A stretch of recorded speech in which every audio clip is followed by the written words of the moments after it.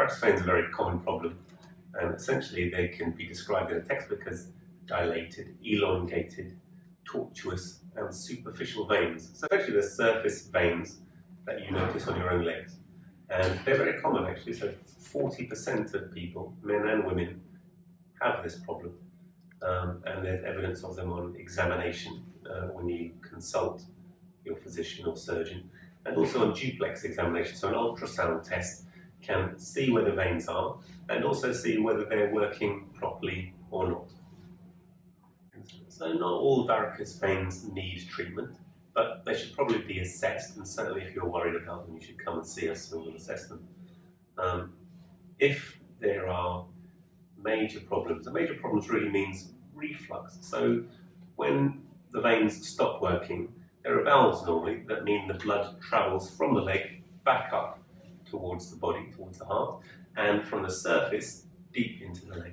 And if those valves stop working, then you get reflux, which essentially, put very simply, leads to pooling of blood and fluid in the legs, a high, what is called ambulatory venous pressure, but a high pressure in the venous system, which has then knock-on effects for the tissues.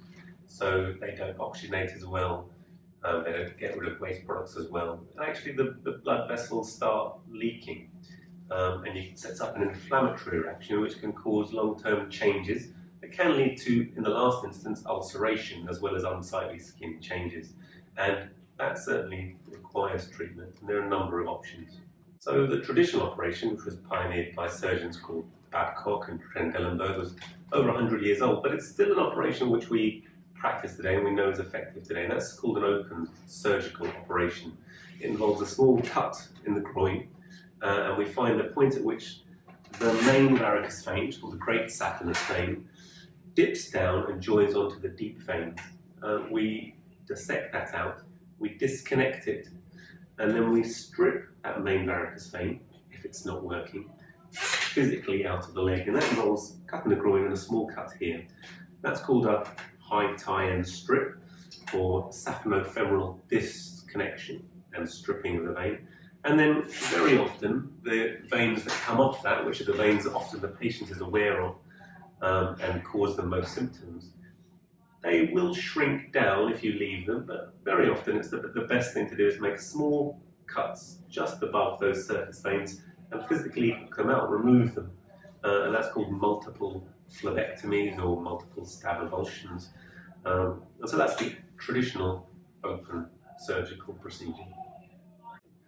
There are a number of techniques which have been pioneered, which are called endovenous ablation.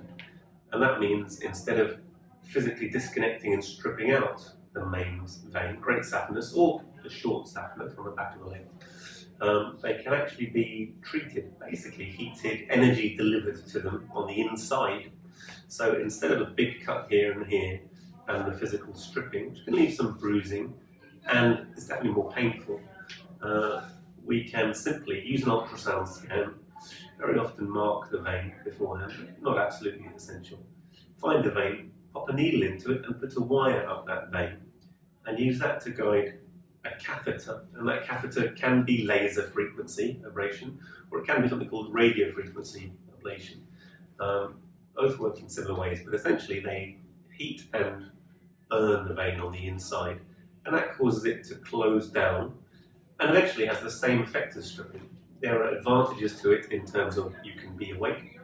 Possibly there's a lower rate of recurrence of varicose veins after that procedure. It tends to be less painful. That means a few little injections of local anaesthetic around it. And the big advantage is you can walk in, have it done, walk home the same day, and probably rapid return to work compared to the open procedure.